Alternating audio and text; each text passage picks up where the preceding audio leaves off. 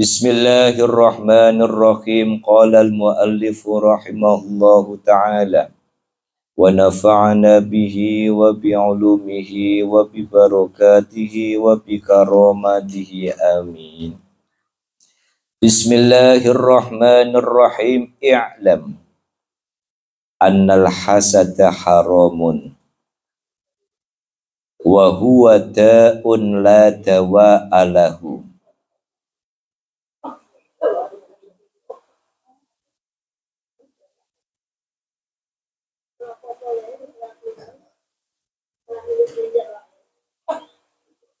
Ada apa nih?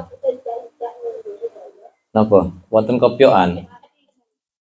Hah? Sonnya mati. Biasanya son mati niku di samping orang yang kuwaregen. Ya.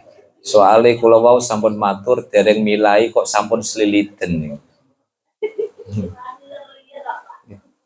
Gimana Danang? Tidak bisa hidup?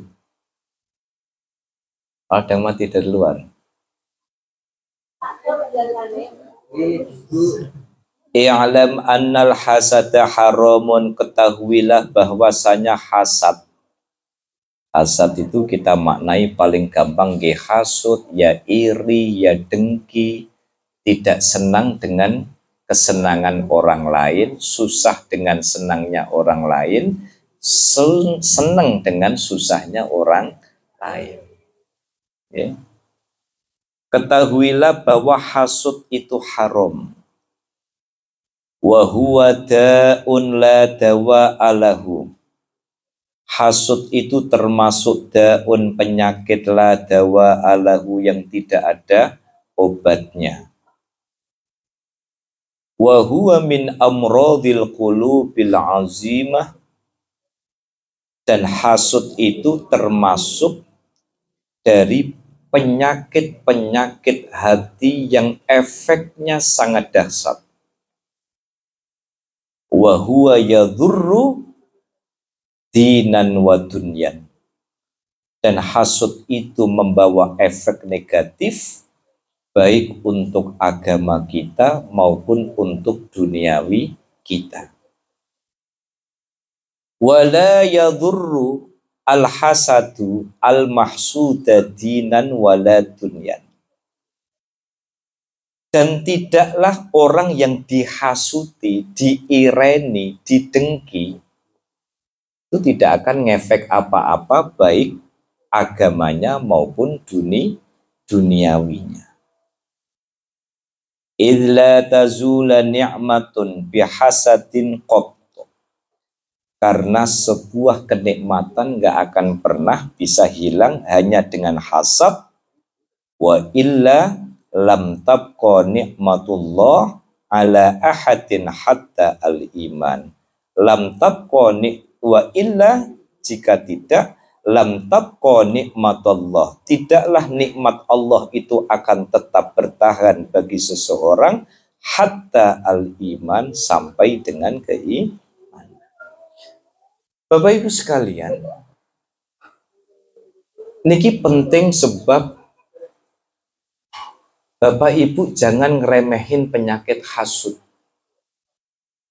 Sebab kalau orang itu sudah mulai tidak senang dengan kehadiran nikmat yang diberikan oleh orang lain, itu kalau bahasa kiai saya dulu berarti dia sedang merotes Allah. Kenapa Allah jenengan kasih dia nikmat?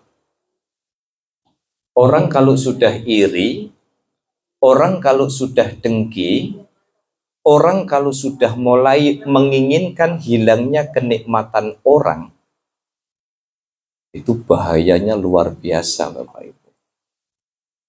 Makanya ada ungkapan, orang-orang yang hasud itu tidak akan pernah bahagia dan hidupnya tidak pernah tenang, dan dia hidupnya akan terlunta-lunta karena kehasutannya.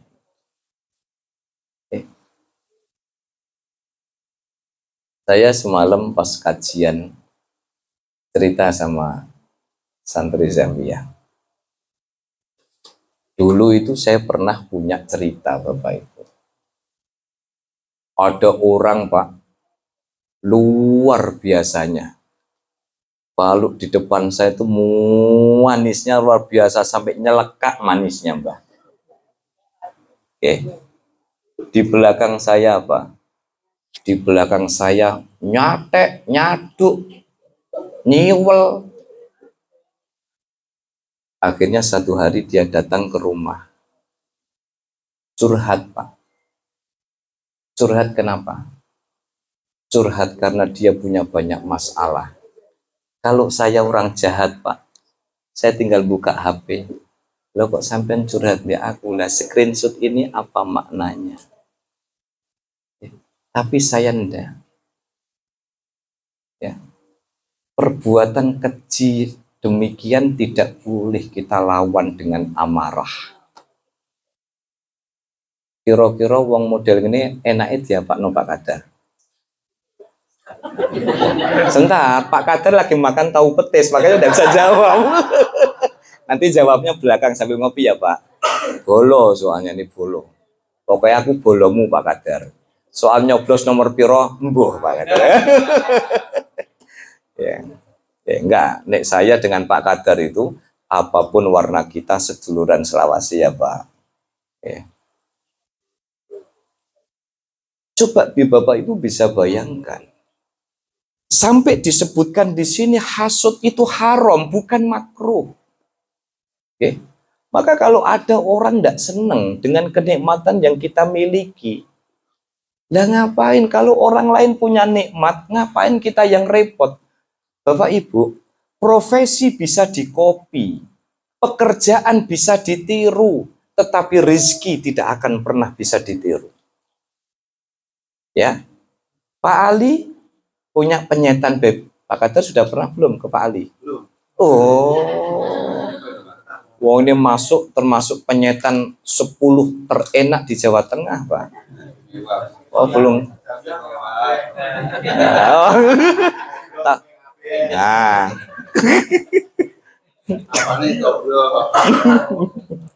Ya, nanti kalau Pak Kadar menang pokoknya mayoran bebek lah.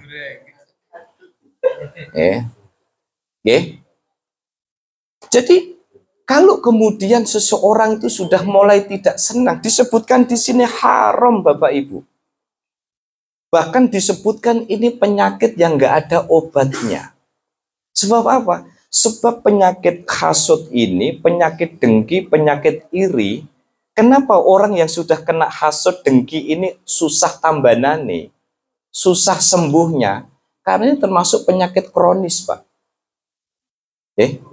Kalau orang sudah mulai protes, saya tidak senang nih sama Pak Madi. Lalu kemudian usaha aku sebarang kalau wah curiga ngene, curiga gitu Pak Madi kok duit-duit kene iki kira-kira iku tuyule njukuke kok endi misalnya. Ya toh.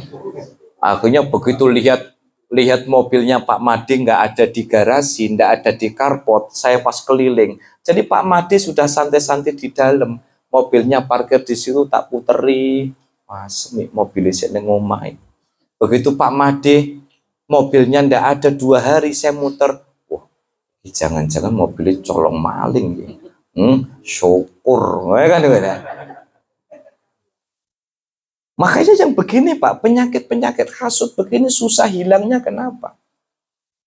Karena ini masuk penyakit kronis, ini tidak cukup, masuk ICU tidak cukup.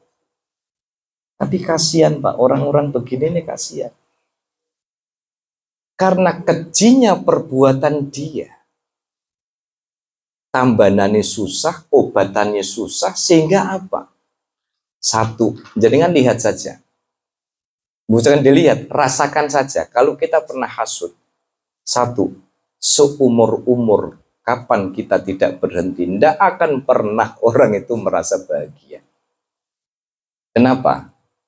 Yang dihasuti sudah tidur nyenyak, kita masih mikir orang yang sudah tidur nyenyak. Lo nyapo? Gimana? Kono ngorok kene ki mikir. Oke? Coba. Sampai ada satu kisah Bapak Ibu. Kisah ini saya coba cari-cari sumbernya ini pada zaman siapa saya belum ketemu. Karena saya dengar kisah ini sudah sejak zaman saya masih SD. Masih ingat betul. Mungkin kita sama-sama pernah punya LKS yang sama. Apa itu? Suatu hari ada seorang raja dikasih nasihat oleh salah satu penasihat kerajaan, bilang, "Raja, satu hal yang harus panjenengan hindari, harus hati-hati adalah orang-orang yang hasud dan orang-orang yang dengki." Itu penasihat kerajaan bilang begitu. Jadi begitu penasihat ini bilang sama si raja, "Raja hati-hati, yang merusak tatanan dunia dan kerajaan ini adalah orang-orang hasud." Pergilah si penasihat ini. Akhirnya datanglah tidak lama kemudian orang hasud ini menemui si raja. Raja bilang apa? "Raja, tahu nggak? Saya tadi barusan ketemu sama penasihat panjenengan. Dia bilang ke saya," karena memang penasihat ini dikenal dekat sekali dengan si raja. Akhirnya orang hasud datang bilang sama si raja, "Raja, jenengan tahu nggak? Penasihat panjenengan kemarin tuh bilang kalau mulut jenengan itu bau." Tapi tidak ada cerita bau karena jengkol apa karena pete. Nah, ini wonten. Masa dia bilang begitu? Iya. Kalau tidak percaya coba besok panjenengan panggil penasihat itu, pasti dia nanti akan tutup hidungnya ketika ketemu sama panjenengan. Akhirnya betul si raja ini kemudian memanggil si penasihat tadi agar menghadap ketemu dengan si raja. Tapi tahu orang yang dengki ini, si penasihat akan datang menemui si raja, diajak makan dulu. Kalau orang Arab itu kan dikasih banyak bawangnya, karena pete dan jengkol tidak ada di sana. Kasih makan yang banyak bawangnya, dan memang orang Arab kalau makan bawang itu kan kayak makan bengkoang, Bu. Jadi bawang mentah, bombay itu kremus. Ababe kotak. Bu. Oke, saya itu kalau sudah di dalam bis damri, bau podo ngadeke, kelek yo mambu, abab yo mambu. Jadi nggak bayar. Lah kene arep Indo pripun? Akhirnya apa? Si penasihat ini sebelum ketemu dengan si raja diajak makan oleh orang yang dengki ini, kasih banyak bawang di situ, makanan-makanan yang bahannya sangat bau. Hingga akhirnya ketemulah si penasihat ini dengan si raja. Karena si penasihat ini sadar diri bahwa dia habis makan makanan yang bau, akhirnya ketemu si raja itu sambil tutup hidung dan tutup mulut. Begitu sampai raja melihat, oh benar nih orang. Nutup hidung, nutup mulut. Padahal nutup hidung dan mulut itu supaya si raja ora mambu bawang. Akhirnya dikasih surat. Nih, tolong sampaikan surat ini ke Perdana Menteri. Ya, kamu saya kasih hadiah. Nah. Akhirnya apa sih si penasihat yang baik hati ini membawa surat, yang surat itu perlu disampaikan ke Perdana Menteri, tapi si raja sempat bilang, "Aku kasih hadiah buat kamu." Di sampingnya ada orang yang hasud.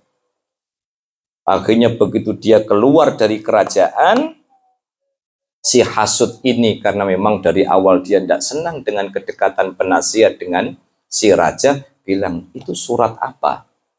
"Enggak, ini tadi raja bilang supaya surat ini disampaikan ke Perdana Menteri, katanya dikasih hadiah." "Oh, saya aja yang bawa." Akhirnya dibawa sama orang yang hasud ini, dibawa ke Perdana Menteri. Begitu sampai di Perdana Menteri, surat itu dibuka, ternyata bertuliskan siapapun yang membawa surat ini penggal kepalanya. Rasa no. Emosi apa? Akhirnya yang dipenggal penasihat apa sih hasud? Ya karyoneku yang sembelih. Nah, ini potret Bapak Ibu di dalam kehidupan orang hasud itu menderita penyakit ini. Ya. Menderita penyakit ini. Dan saya tidak hitungan, Mas Sultan. Ketemu orang-orang yang demikian. Saya kadang mikir, ya Allah, apa ndak kasihan sama keluarganya? Apa ndak kasihan sama duriyahnya, keturunannya? Apa ndak kasihan dengan hari-harinya? Karena orang hasud itu ndak pernah. Dan apa yang disebutkan tadi, orang yang menderita penyakit hasud rusak agamanya. Kenapa? Karena dosanya itu terus numpuk, kemudian kebaikannya terus menipis. Wa dunyan, dan juga duniawinya. Orang hasud tidak pernah bisa tidur tenang. Orang hasud tidak pernah merasa enak hidupnya. Karena apa? Dia tidak pernah bisa melihat orang lain bahagia. Dan yang bahaya lagi, orang hasud itu dia akan jauh dari rahmatnya Allah, sehingga begitu sekali dia terjebak di dalam lubang hasud ini, dia akan terus melakukan hasud demi hasud berikutnya. Makanya hati-hati. Sudah, kalau tetangga kita senang, alhamdulillah tetanggaku senang. Kalau kita sudah mulai protes, ya am yahsudunan nas, apakah mereka ingin hasud kepada orang yang orang itu sudah diberikan bagian oleh Allah? Bapak Ibu, saya dan kita semua punya bagian rezeki masing-masing. Gitu? Punya rezeki masing-masing, kita syukuri. Sekali lagi, tidak mungkin rezeki itu tertukar. Kerjaan bisa ditiru, profesi bisa ditiru, bisnis bisa ditiru. Pak Ali bikin bebek. Akhirnya apa? Kalau Pak Ali di sebelah kiri gapuro, saya mau bikin di kanan gapuro. Kan gitu toh. Pak Ali jual bebek ini dan sebagainya. Kalau saya bilang jual bebek jantan dan betina. Niru. Pak Ali tidak jual bebek jantan betina, saya jual bebek jantan dan betina. Saya bisa niru Pak Ali. Pertama laris, Pak. Kedua beda. Kenapa? Plotting rezeki kita tidak sama. Ya. Kalau kita tidak rela dengan kebahagiaan orang lain, buat apa? Buat apa? Dan menariknya Bapak Ibu, kalau jenengan dalam waktu 1 hari minimal baca ayat kursi 1, Pak. Dalam 1 hari. Kalau dulu ini kan biasa amalan di pondok. Orang yang dalam 1 hari membaca ayat kursi minimal 1, Pak. Lihat saja. 2-3 minggu orang-orang yang hasut kepada kita akan ditunjukkan kepada kita. Hak. Hak. Makanya saya itu kadang cerita sama istri begini. Saya kadang kalau cerita sama istri begini, nah iya. Orang ini kok hidup kok bisa bermuka 2 ya. Muncul 1 persatu di hadapan saya, muncul 1 persatu begini. Dulu dia ngomong apa begini, dulu dia nyalahin begini. Loh, Allah itu kalau sudah nunjukkan, Pak, hati-hati, Pak. Jangankan kita di dalam hidup melakukan sesuatu yang tidak benar. Sesuatu yang benar di mata orang lain bisa salah kok. Paham betul? Paham betul? Gitu? Saya cerita di sana-sana lah. Ada di sana-sana itu, di pojok sana, di sebelah Pantura itu. Ada orang ngaji itu diriwui. Ada orang ngaji itu diriwui. Tapi ngombe ndak pos kampling, burak diriwui. Nimbrung. Lho nek nimbrung nek teh botol boten napa-napa. Wis ngeten no. Gitu? Coba. Orang ngaji diriwui, mabuk gak diriwui. Ngoten lho. Paham nggih? Kalau cerita di sana-sana. Insya Allah kalau di sini ndak ada. Gitu. Aman selama masih ada kerudung muslimat. Nah, niki Bu ini apa habis rapat muslimat? Kok GBK? Oh, nggih. Niki muslimat apa fatayat tuh? Boten lah, nek fatayat boten lah. Niki kelasnya muslimat kalau. Lah soalnya kepanasan luntur. Nggih. Nggih, itu Bapak Ibu. Jangankan kok jenengan melakukan sesuatu yang benar, yang tidak benar. Sesuatu yang benar itu di mata orang lain bisa salah, Bapak Ibu. Nggih. Makanya tidak usah kaget kalau ada orang niatnya baik, nggih, difitnah kanan, difitnah kiri, tapi ada kemaksiatan, yo melu-melu maksiat, yo santai wae niku. Nggih. Kula nek ketemu wong ngoten niku mending tak jak ngopi karepe kepiye. Nek kula nek ndok kono, nggih. Nek ndok kono. Supaya apa? Supaya kita bisa belajar bagaimana kemudian hidup harus hati-hati. Hidup harus hati-hati. Yang saya sampaikan waktu hall Abah Kurus kumpul saya kena musibah niku kan salah satunya kan itu. Saya kekuatan saya satu. Mbah Maimun yang langsung dawuhi saya. Ketika saya tertimpa musibah yang tidak pernah saya nyana-nyana. Mosok ya Allah, kula kok nampi ngeten gini. Saya bilang apapun, saya ridho kalau ini yang terbaik menurut panjenengan. Ternyata apa? Ini terlewati. Gitu. Makanya orang yang hasud akan terganggu agamanya, terganggu duniawinya. Tetapi orang yang dihasuti, orang yang kita dengki kepada dia, orang yang jadi korban tidak akan pernah berkurang sedikit pun baik aspek dunianya maupun aspek agamanya. Oke. Li'annal kuffara yuhibbuna zawalahu an ahli. Oke. Iman itu tidak akan hilang.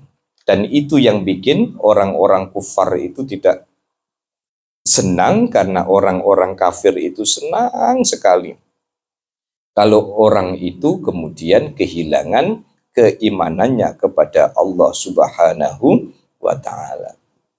Balil mahsudu muntafi'un bihasatil hasidi dinan li'annahu madlumun min jihati. Balil mahsudu, bahkan orang yang dihasuti akan mendapatkan kemanfaatan. Apa kemanfaatannya? Ya karena bihasadil hasididinan, dari aspek agamanya. Dia itu dianggap sebagai orang yang zolim. Jadi kalau jenengan dizolimi Bapak Ibu, cuman saran saya jangan. Okay? Kalau jenengan dizolimi sama orang, saran saya jangan berdoa yang tidak baik. Meskipun jenengan dongo tidak baik itu juga tidak dilarang. Tapi kalau bisa menahan diri, ya menahan diri. Dengan bisa bayangkan ambang kesabaran saya diuji betul. Habis saya kena musibah, tiba-tiba ada orang datang bilang begini, begini, begini. Lah pripun, apa biar saya yang beresin? Saya bilang jangan. Kalau dia harus diberesin, dan terus bedanya saya sama dia apa, Pak Wardi? Dan terus pripun, sudah biarkan, karena dia sudah berurusan sama Allah Subhanahu wa ta'ala dan hanya butuh waktu 4 bulan, Pak. Subhanallah, Gusti Allah itu kalau sudah Gusti Allah itu kalau sudah hitung-hitungan itu begitu, Pak. Dia kena musibah yang tidak pernah dinyana-nyana. Rusak semuanya, keluarganya rusak, hartanya habis, ininya habis, terlunta-lunta. Makanya kita latihan sabar apa? Kalau kita sampai dizolimi orang, berusaha untuk bisa menahan diri, karena apa? Kanan kiri. Makanya kalau dulu kiai saya itu ngasih doa, kalau di sini namanya hizb sakron. Saya mau baca di sini terlalu panjang. Kalau buat jaga-jaga diri karena kita ini tidak tahu pula apa min syarri hasidin idza hasad. Orang kalau sudah dihasuti, Pak, jenengan bisa didolimi, jenengan bisa disalahi, jenengan bisa di ini dan sebagainya. Nek coroten pondok riyen bacanya hizib sakron. Diwaos habis maghrib. Syukur-syukur bacanya niku tidak di bawah atap. Tidak di bawah atap. Halaman berapa hizib? Ada nggak di sini hizib sakron ada? Kayaknya ada ya. Ada nggak, Bib? Nggak tahu ya, di sini ada. Oh, wonten halaman 111 ada itu. Kalau jenengan semua jamaah zawiyah kan sudah dapat ini semua. Belum dapat, belum double. Oh, belum. Bu Adios belum. Belum. Kok malu-malu? Maksudnya kalau memang belum nanti biar kita data, nanti biar saya belikan ini lagi. Ini tidak saya perjualbelikan. Ini pokoknya yang mau, pokoknya nanti bisa di apa? Nanti bisa, kita punya sisa berapa? Sedikit ya. Ya sudah, nanti saya kulaan lagi. Kulaan bukan untuk dijual. Kulaan untuk diamalkan, pokoknya buat zawiyah. Buat zawiyah itu semuanya gratis. Ojo sampai kalau saya berapa itu 10.000 melebu saya Pak Aziz po saya sopo lah kan repot pakai. Emangnya aku belante, saya masih bisa cari rezeki yang halal, masuk dodolan wirid Pak Aziz dodolan hizib sakron, emang, kan nggak lucu. Nanti Beb didata, Bapak Ibu nanti didata saja. Kalau yang ikut kloter pertama semuanya sudah dapat. Tapi nanti kalau misalkan memang belum dapat, nanti bisa ke Mas Labib atau Mas Danang, nanti didata, atau nanti didata aja di majelis, yang belum siapa, ya. Nanti biar saya ambil. Belum? Makanya ngisi di grup, yang belum dapat majmu'ah, ini nanti kita kasih gratis, Pak. Jadi tidak ada biaya apapun, nggak ada biaya apapun. Gratis. Yang bayar itu nanti kalau ziarah. Nah, kalau ziarah aku yo kon bayari yo mikir-mikir toh, Bu, kan? Mosok bayari wong sabis ane ziarah nanti kita ke Madura. Nah, itu baru. Tapi kalau ini buat Dios, ini gratis buat Dios. Maka orang-orang dihasuti itu li'annahu madlumun min jihadihi. Dia itu dihukumi seperti orang yang didolimi. Jadi kalau saya hasut dengki sama Pak Made, lalu kemudian Pak Made kroso, kemudian dungo, dungo dia mustajab. Kan doa ul madlumi mustajabun, doanya orang yang mustajab, doanya orang yang didolimi itu mustajab. Makanya hati-hati. Siyama in abroza hasaduhu lau bil ghibati wa hatakus sitri wa ghairihi min anwa'il idza. Apalagi kalau kemudian hasutnya itu dibarengi dengan ghibah. Coba bedanya apa Bapak Ibu? Hasut yang dibarengi dengan ghibah. Saya tidak senang sama Pak Made nih. Ya, saya nggak senang sama Pak Made. Yang apa? Karpoti anyar soalnya. Ya, karpoti anyar. Kan karpoti anyar, Pak. Ya. Makanya aku kapan-kapan meh ngopi rono. Sudah ghibah, sudah hasut, saya bilang semekar poti anyar. Dibarengi dengan ghibah, mulai menggunjing. Saya terus cerita sama Mas Bintang, seperti Ramas, karpot anyar kayak duit yang utang paling ya. Nah, wes toh, ghibah itu, ya. Maka kalau kemudian hasut dibarengi dengan ghibah, Bapak Ibu, sebentar, ini mic-nya ada berapa? Niki mic-nya ada berapa kok kayaknya ada majelis pengajian yang lain. Enggak.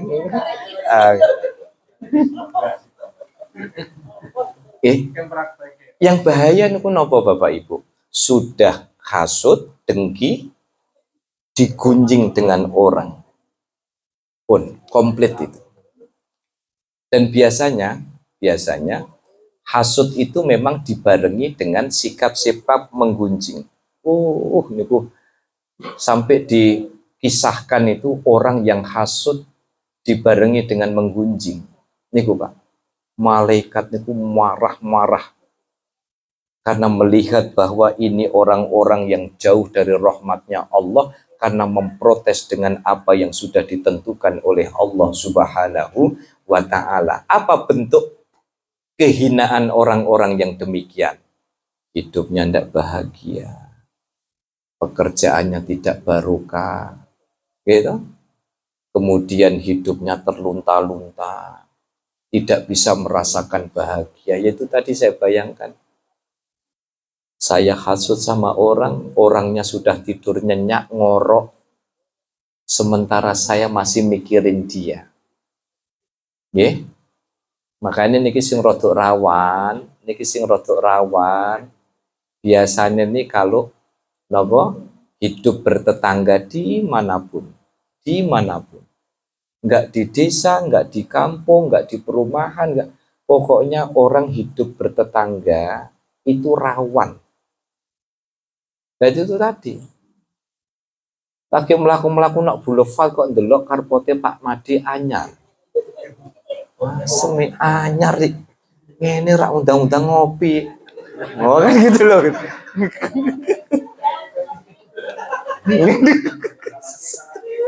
Manakib. Ya kan nanti manakib jadi ya Pak. Nanti manakib di tempat Pak Made, cuman waktunya nanti tergantung tuan rumah lah, sohibul bed nanti. Itu. Manakibnya nggak di dalam rumah, di bawah karpot. Ngene iki aku rak bolo rak wani gojloki ya. Ngene iki karena bolo dadi wani gojloki ini. Nah, makanya jangan sampai kemudian ada hal-hal yang min anwa'il idza yang itu menyakitkan, karena itu dilarang oleh agama. Fahadhihi hadayatuhda ilaihi hasanatuhu bisababha hatta yulaqiyallaha yaumal qiyamati muflisan mahruman minan ni'ami wa mustahiqan linnaqmi. Maka hadhihi hadayatuhda ilaihi hasanatuhu. Makanya ini adalah hadiah yang diberikan oleh Allah Subhanahu wa ta'ala, sampai ketika nanti bertemu dengan Allah di hari kiamat muflisan, dia itu merugi, tidak punya modal apa-apa. Karena apa? Pahalanya udah digerogotin sama hasutnya itu. Mahruman minan ni'ami, dan dia akan apa? Akan terhalang dari kenikmatan dari Allah Subhanahu wa ta'ala, dan dia mendapatkan ni'mah. Apa itu? Ni' itu pakai ain sama pakai qaf. Kalau pakai ain itu nikmat, tapi kalau pakai qaf itu siksa. Jadi orang-orang yang hasud itu nanti kelak di hadapan Allah itu akan menjadi orang-orang yang muflis, orang-orang yang mahrum, orang-orang yang terhalang dari nikmatnya Allah Subhanahu wa ta'ala. Oleh karena itu, Bapak Ibu sekalian, fa'ulima anna hadza ta'un 'azimun a'adzanallahu minhu. Maka dari sini bisa kita ketahui bahwa betul hasud itu adalah da'un 'azimun, penyakit yang sangat mengerikan, sangat besar madharatnya, dan semoga Allah Subhanahu wa ta'ala melindungi kita dari perbuatan hasud itu. Oleh karena itu, hadirin hadirat yang dimuliakan Allah Subhanahu wa ta'ala, ayo Bapak Ibu, kita melatih diri untuk menjauhi sifat hasud dengan membangun satu formula di dalam hidup kita. Apapun yang diberikan Allah kepada kita tak terjadi secara kebetulan. Allah begitu adilnya membagi siapa punya rizki apa, siapa punya rizki bagaimana, siapa punya rizki berapa. Itu Allah sudah ngatur sedemikian detil.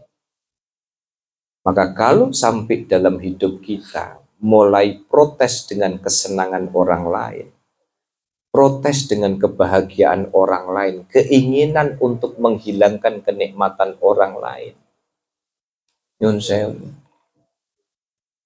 maka ini adalah satu perbuatan yang sangat keji di hadapan Allah Subhanahu wa Ta'ala. Masa iya kita mau memprotes apa yang sudah dibagi oleh Allah? Pak Made punya rizki, saya punya rizki, maka ini semua adalah pembagian dari Allah Subhanahu wa Ta'ala. Persoalan, ada orang punya rizki karena kerja A, punya rizki karena profesi B, ada rizki karena plotting C. Itu hanya wasilah. Tapi yang sesungguhnya terjadi adalah Allah lah yang mengatur itu semua di dalam hidup kita. Maka hasud itu akan melahirkan kejahatan-kejahatan berikutnya. Karena mulai rasanya tidak senang, degup jantungnya itu mulai tidak beraturan, akhirnya apa? Hasud ini akan diikuti dengan gosip, diikuti dengan perbuatan menggunjing. Disitulah sesungguhnya Allah mulai menghinakan dia. Kalau saya sudah tidak senang sama orang, saya cerita-cerita sama orang. Okay. Itulah sesungguhnya cara dia menghinakan dirinya sendiri. Ini hanya kisah nyata saja Bapak Ibu. Yang saya bilang ini salah satu fadilah dari ayat kursi. Coba dibaca ayat kursi secara istiqomah. Minimal sehari itu sekali mawon. Gusti Allah akan tunjukkan.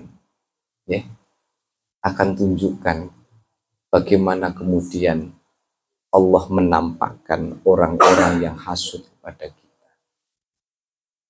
Oleh karena itu, hadirin hadirat yang dimuliakan Allah wa iyyakum.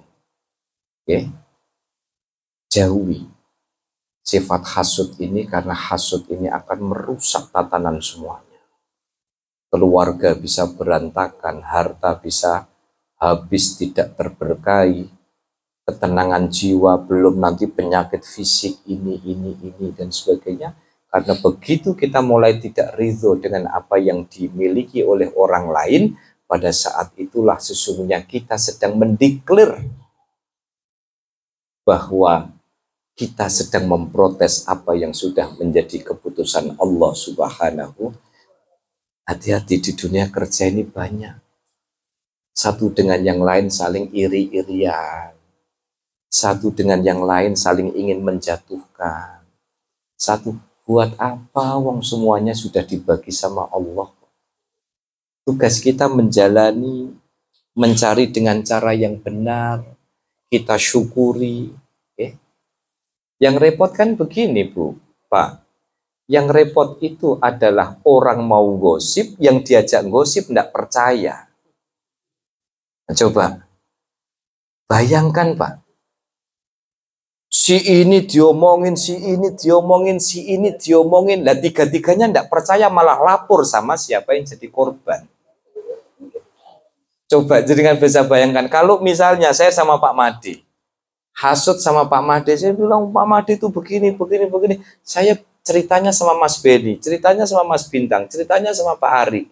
Tiga-tiganya klop sama Pak Made.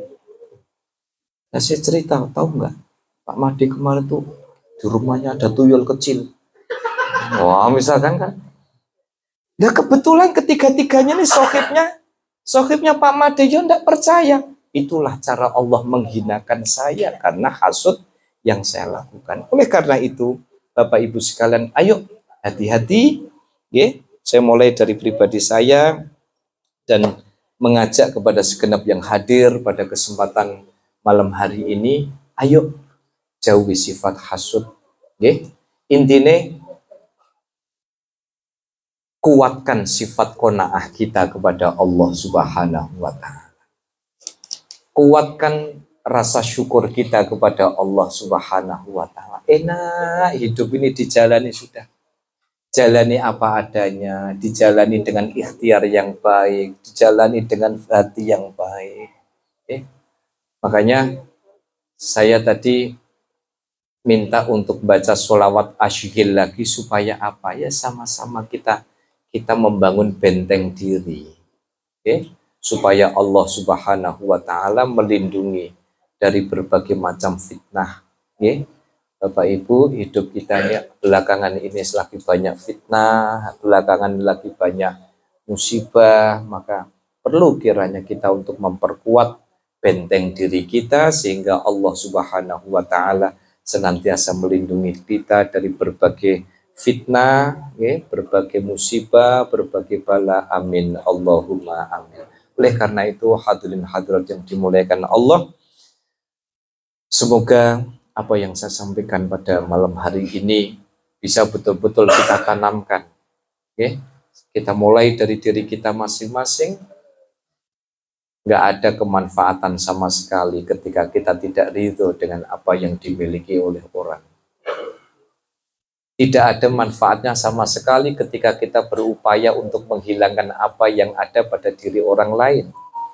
Karena apa? Tidak ada yang bisa menahan apapun yang sudah dikehendaki oleh Allah. Ketika Allah sudah tegaskan kun, maka semuanya akan menjadi fayakun. Kekuatan apapun tak akan pernah bisa membendung apa yang dikehendaki oleh Allah. Itulah sebabnya sifat dengki, sifat hasud itu dilaknat oleh Allah, karena itu adalah salah satu bentuk protes seseorang atas apa yang sudah menjadi titah atau kehendak dari Allah Subhanahu wa Ta'ala. Semoga urian pada malam hari ini bermanfaat. Mohon maaf ini kok jadi jam 10 ini karena memang sekarang isyaknya jam 7:30 kurang, gitu. Datangnya jam 8:30, sehingga gitu kok cawis-cawis ndak apa-apa agak malam-malam dikit ya Bapak Ibu, wong boten bendino. Semoga yang saya sampaikan pada malam hari ini menjadi ilmu yang manfaat,